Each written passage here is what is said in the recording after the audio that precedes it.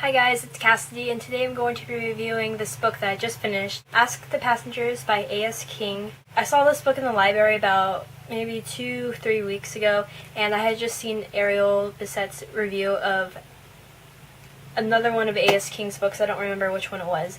And I was like, okay, this cover looks really cool, the title is pretty intriguing, and I heard good things about this author from Ariel, and Ariel likes really good books, so I was like, yep, I'm gonna read it, gonna go ahead and read it. And I'm so glad I did, so thank you so much, Ariel. This book is about a girl named Astrid Jones who lives in a small town in Pennsylvania, and she is really struggling with her sexuality, and she isn't sure what sexuality she is. And the whole book revolves around her trying to figure out what she is and trying to break free of society's definitions. I think what I really liked about this book and what made me love it as much as I do is how personal it feels. I felt like I was reading Astrid's journal or something, and it just felt so personal and emotional, and I felt like I was there with her. Also, when I read books, a lot of times, even if I really love the book, I'm gonna count how many pages I have till I finish reading it, and I didn't really do this with this book. I was like, oh, I'm 200 pages in already? What?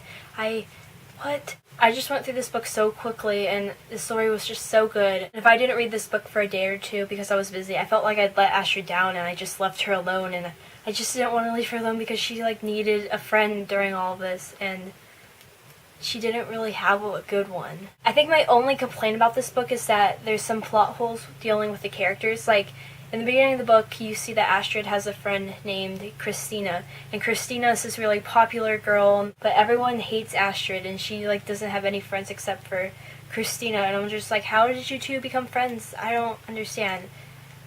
There were some other things like that, but they weren't big things, so it was just okay, whatever. Something else that I found super cool about this book was the involvement with the title, I guess, is, for lack of a better word, that's how you would say it. Astrid does this thing where she lays on this table in her backyard, and she looks up at the skies at the airplanes flying over, and she sends love to the passengers. And whenever at the end of the chapter she would do that, it would switch to the point of view of one of the passengers on the plane and would talk about problems they were going through, and they would feel her love coming up, and they just say that they felt love rush over them and they didn't know what was going on. And I love that so much, especially the last one in this book, which I don't want to say what happens in it, but it made me really happy. So in conclusion, I give this book 4.5 stars. I really enjoyed it. I would definitely recommend it. I don't know why, but it kind of reminded me of Looking for Alaska by John Green. So if you like that book like most people do, you should check this book out, because I don't know why it reminded me of that, but it did, and it's not anything like Looking for Alaska, but I think the writing style kind of just reminds me of it. I don't know. So if you guys have read this book, tell me in the comments what you thought of it below, and if you haven't read it, tell me if you consider reading it, because it is such a good book, and I just really do hope you read it if you haven't, because it's so good. So I will talk to you guys later. Goodbye.